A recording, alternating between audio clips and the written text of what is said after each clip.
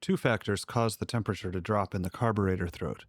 First, when liquid fuel vaporizes to a gas, heat energy is absorbed and the surrounding environment is therefore cooled.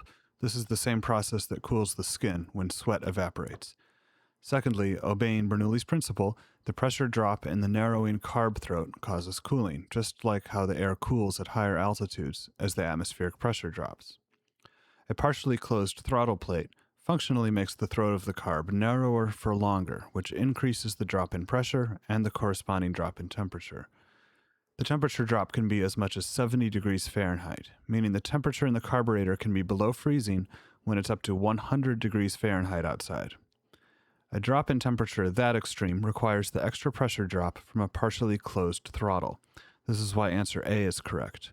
While the temperature in the carburetor may drop 30 or 40 degrees Fahrenheit in normal conditions, the reduced power setting can push the temperature substantially colder. Whether ice forms depends not only on the temperature, but the water vapor content of the air. Very dry air will not form substantial ice no matter how cold it gets. Since the water carrying capacity of air depends on its temperature, the highest risk of carb icing comes at moderate temperatures and high humidity.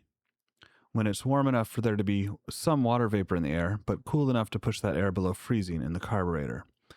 At very cold temperatures, like 20 degrees Fahrenheit, there's so little water vapor available that carb icing is unlikely.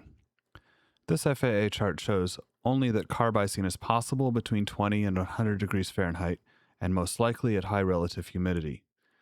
This chart, used by the NTSB, however, is more nuanced.